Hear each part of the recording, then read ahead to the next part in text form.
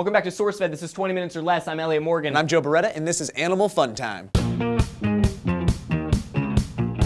So while Steven Spielberg is taking his sweet time getting Jurassic Park 4 off the ground, a group of 21 zoo experts have gathered to take matters into their own hands. At the Symposium on the Future of Zoos, held recently at Canisius College and the Buffalo Zoo in Buffalo, New York, experts from the biological sciences gathered to envision the future of zoos. The goal was to imagine what zoos will look like 50 to 100 years from now, given that the population of humans is on the rise and wildlife habitats are on the decline. What they concluded is that in the future it will be the humans in the cages, there will be robotic animals, and some of the animals at the zoo might actually be clones of extinct species. Whoa, wait. Clones of extinct species. What I said, Joe, clones of extinct species. Isn't that impossible? Open your mind, Joe. Okay.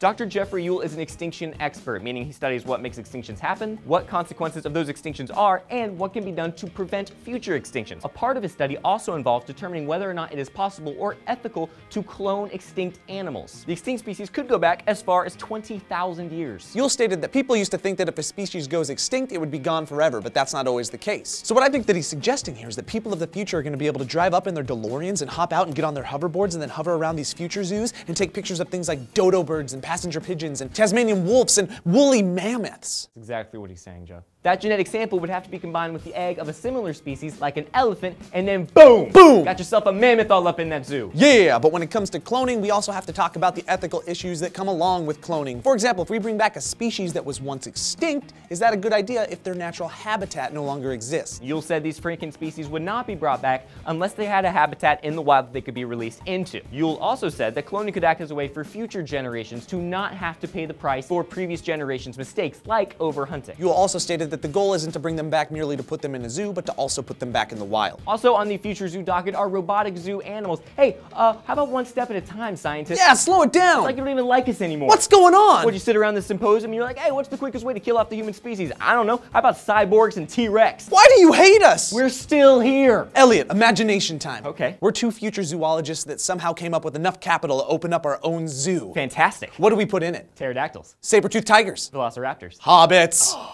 So what extinct species would you guys like to see resurrected from the past? And which ones would you like to see recreated as robots? Leave a comment down below. Like and subscribe, hit the annotation, or go to SourceFed.com for the 5 videos of the day or all the stories we've ever covered. I'm Joe Beretta. I'm Elliot Morgan.